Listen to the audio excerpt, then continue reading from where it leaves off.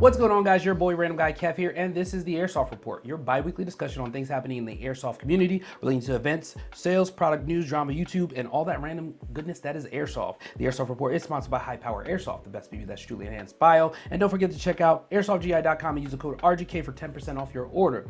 If you like the information being provided, don't forget to like, comment, and subscribe. Information in this video will be available on Spotify, YouTube Music, and Apple Podcasts. If you're listening to the audio version of this and want to watch it, you can search RandomGuyKev on YouTube. Timestamps are provided below, so if you wish to skip ahead, please do so. Don't forget to like, subscribe, and comment.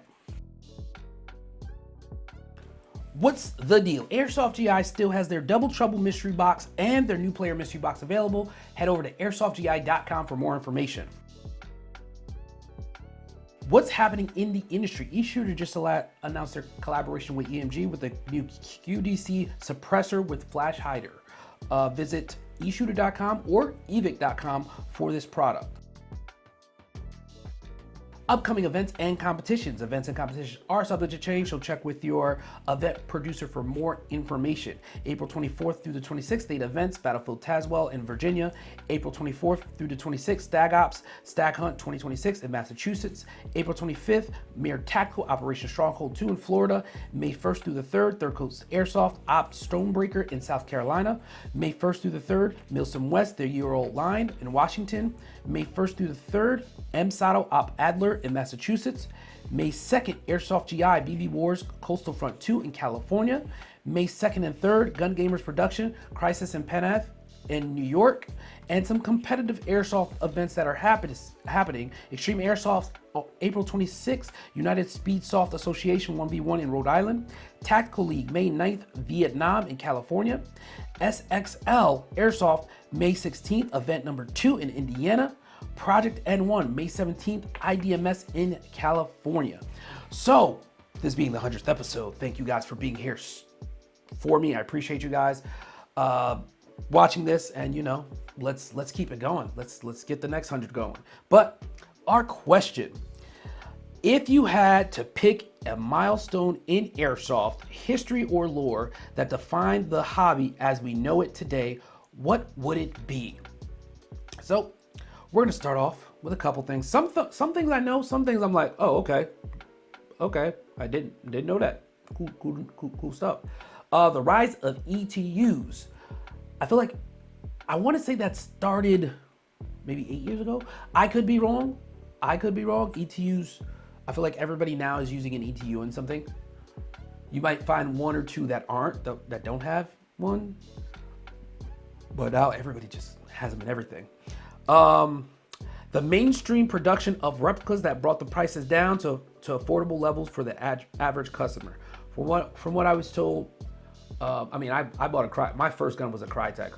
Paid like $500 for that, $600, and that was top of the line 9 years ago. Now everything's a lot cheaper, a lot more affordable. Everything's coming with a MOSFET, and they just essentially pre-upgraded out the box for like below 400, 300, maybe even 250. So that's cool. The Vice Milestone documentary that changed Airsoft forever. Like that Milestone West definitely I feel like Milestone West cemented their spot in Airsoft history by doing something like that with Vice, being featured in newspapers and articles and things like that. That's always cool when Airsoft is on the forefront in a good way. Greg Wong.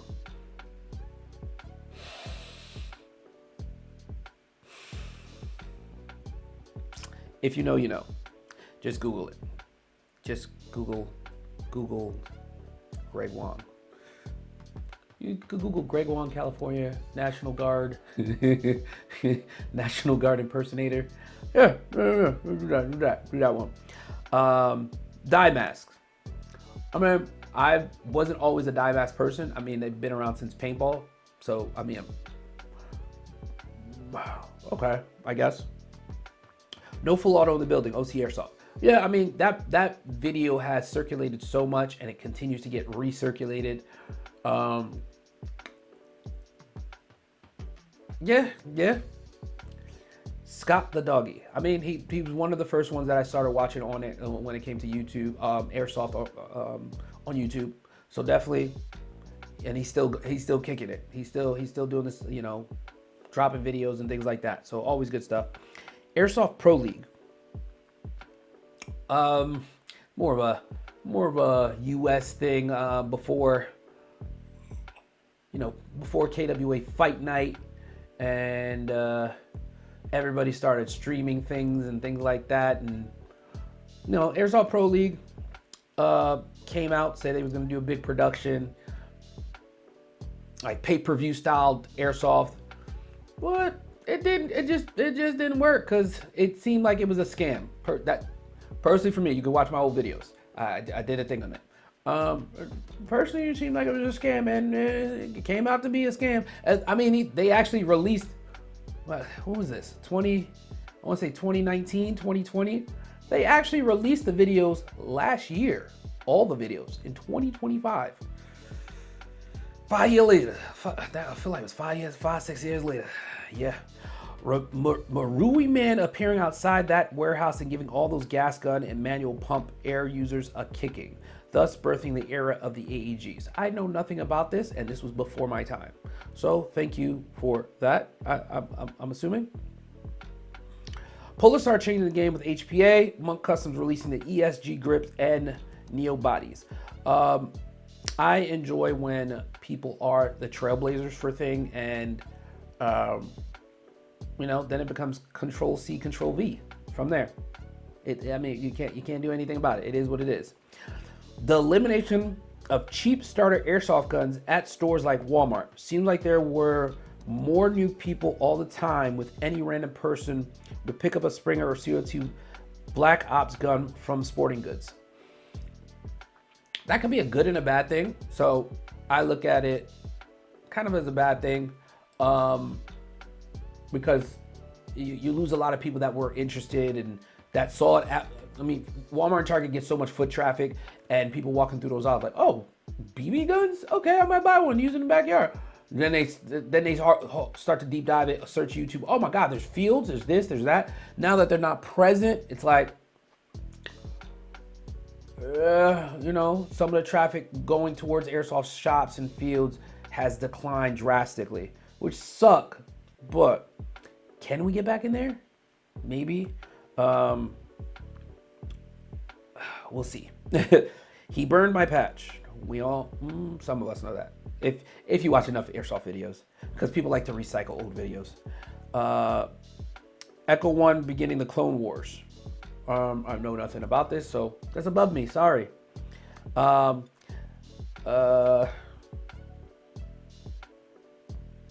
Josh Warren going to his first Milsim. Yes, Josh Warren is you can say the creator of Milsim West. I mean, one of the creators. He's the big dog over there at Milsim West.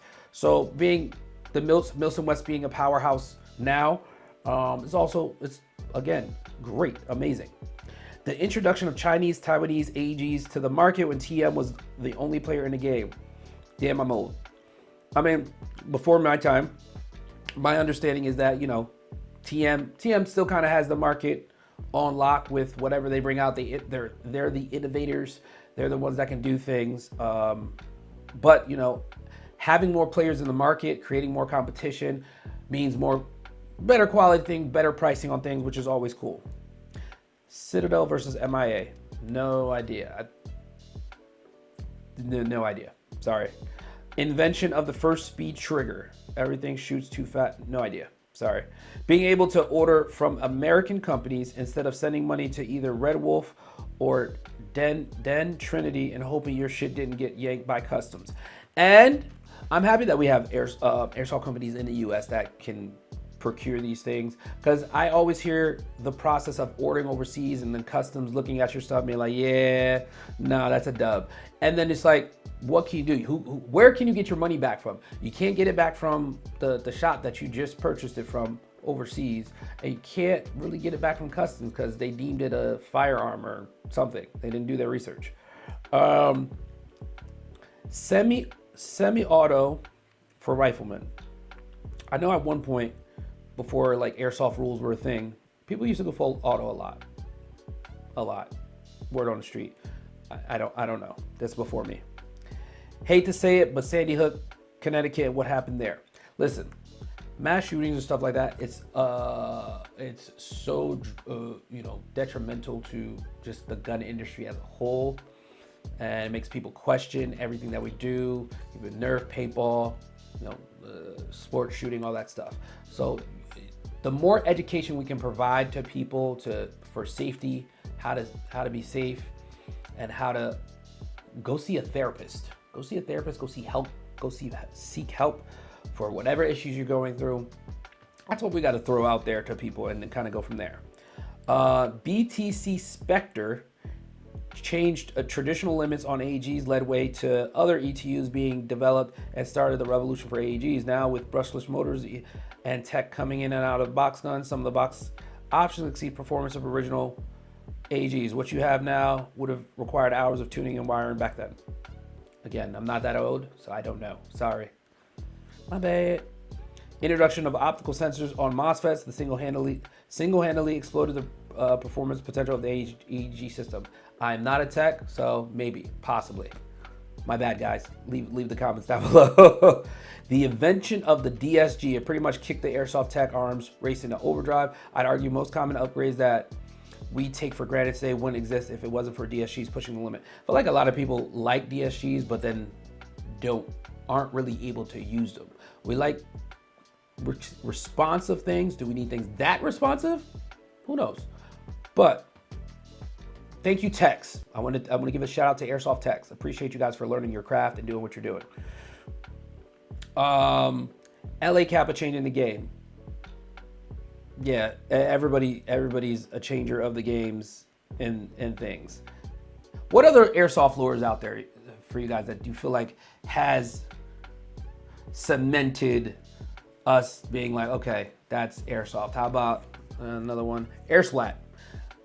I don't know Airsplat, but I've heard so many stories about the Airsplat days when they, had the Glocks, clone Glocks and all that stuff, and got sued and all that jazz, all that stuff. Yeah, I mean, what other airsoft lore or story do you guys think it needs to be like? We should talk about this once a year type thing. Well, what's out there, guys? Don't forget to leave a comment on your thoughts on this topic. Airsoft Uploads. I am sorry, I haven't had time to watch many Airsoft videos, so I haven't been able to pick what I like. I'm sorry, life and adulting happens. I apologize, guys. Next time I get you some stuff, but guys, shoot over some Airsoft Uploads. People's channels I should be checking out. Let me know. But that's it for this episode. Let me know what you guys want to discuss on the next episode. Leave a comment down below. Don't forget to like, comment, and subscribe, and I'll catch you guys on the next one.